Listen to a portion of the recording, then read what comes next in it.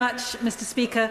I think this is a debate that goes to the very essence of what we want to be as a country: confident, compassionate, outward-facing, or fearful, inward-looking and isolated. All the major challenges that we face today, the climate crisis, terrorism, the refugee crisis, cybercrime, all of those are transboundary, and so all of them would be far harder to address if we leave the EU. So I stand by my decision to campaign to remain in 2016 and still believe the future would be brighter, fairer and greener inside the European Union.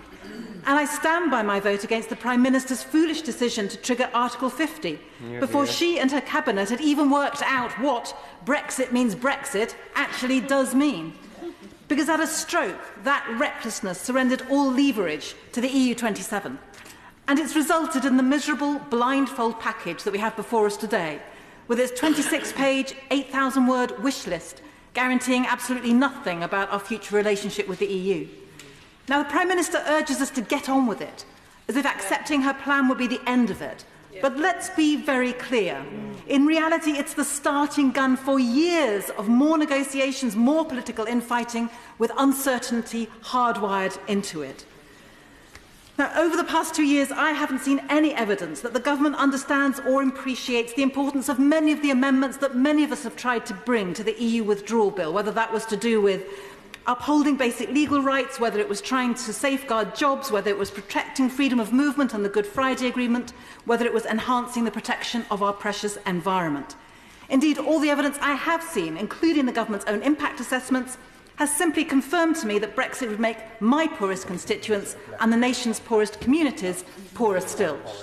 It would lead to a smaller Britain with less influence, borders closed, horizons narrowed.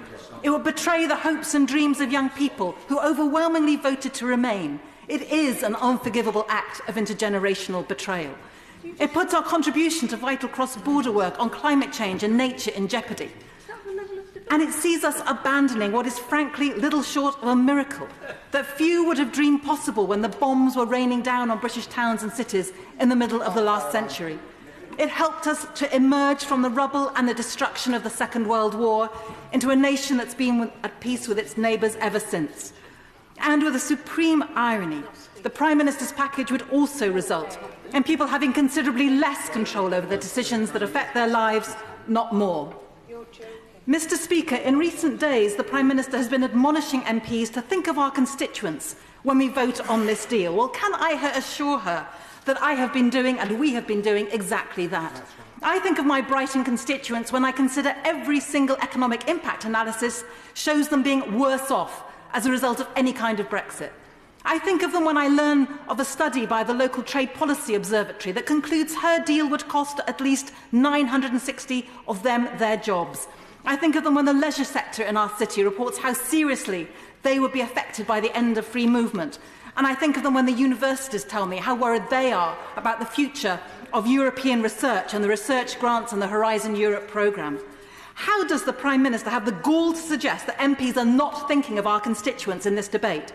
And how dare she call us on our constituents to unite behind her deal when she knows how much damage that deal would do to them and to their families?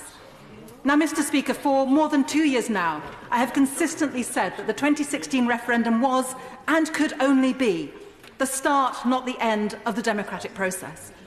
In 2016, voters could not and did not express any opinion on the terms on which the UK should leave the EU, because at that time the terms were completely unknown. That's why I believe that the outcome of these negotiations must now be put before the public in a people's vote. And that people's vote must give the option of remaining inside the EU, which every recent opinion poll shows to be what a clear majority of voters now want. Now, this is not about subverting democracy or seeking to overturn the referendum result. It is simply giving voters a proper say on important issues that were not put before them in 2016. Now, if it is still the will of the people to leave the EU in the light of what they know now, then that is what they will vote for in the people's vote. But if they decide that it will be better to stay in the EU and reject the Prime Minister's deal, then the UK could continue as a member of the EU on the same terms as now, as the opinion from the Scottish courts have underlined today. Now, I would put it to the Prime Minister that the will of the people is not fixed in stone, As she learnt to her cost in June last year, it can change and it does change. There were 25 months between the general election of 2015 and 2017. Now, those 25 months were enough time for the Prime Minister to lose her majority, her mandate and her credibility. And a longer time has elapsed, 29 months, between the referendum of June 2016 and today. And every recent opinion poll shows that the will of the people has indeed changed since then as well. Brexit and the lies and the false promises and cheating of the Leave campaign in 2016 have unleashed forces that should worry us all. And so I do take seriously the charge that a people's vote could risk yet more division. But I've thought about this very clearly, Mr. Speaker, and I believe that nothing would be more divisive than the people of this country discovering the hard way that the Prime Minister's blindfold Brexit does not deliver the sunlit uplands that they were promised. Now, Mr. Speaker, I want to say clearly that a people's vote is not about putting the clock back to the 22nd of June 2016 or pretending that the last 2 years somehow never happened. Those Brexit voters who voted to leave because they believe the status quo is intolerable were right. It is. We are a country of grotesque inequalities. Far too many people are living in communities with proud histories, but which have been hollowed out by years of deindustrialisation, decades of neglect, and that was compounded since 2010 by an ideologically driven assault on national and local public services under the name of austerity. Economic vitality has been drained from their neighbourhoods. Many feel hopeless and trapped. Last year's social mobility report identified the 30 worst cold spots for social mobility, and I believe it is no coincidence that every single one of those 30 places voted to leave. But the lie at the heart of the Leave campaign was that this downward spiral can be reversed by leaving the EU. The truth is that Brexit would make things much harder to fix, and we know that the real answer lies in far-reaching reform at home.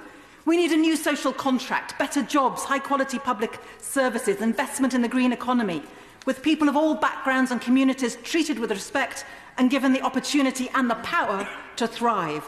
We need to ensure that the net economic benefit which people from the EU bring to this country is spent in those areas that experience the largest changes on projects collectively decided by local people.